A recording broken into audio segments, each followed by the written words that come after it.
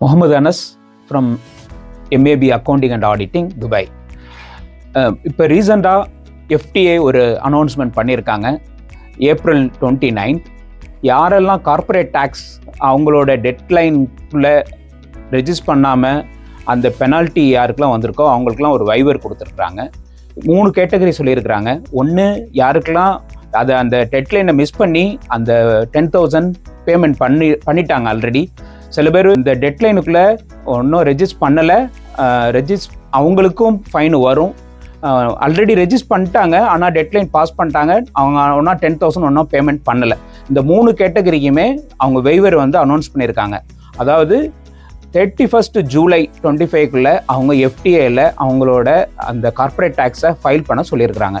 இது பண்ணிட்டாங்கன்னா அவங்களுக்கு இந்த 10,000 பெனால்ட்டியை வைவ் பண்ணிடுறாங்க. இதுதான் நியூஸ்.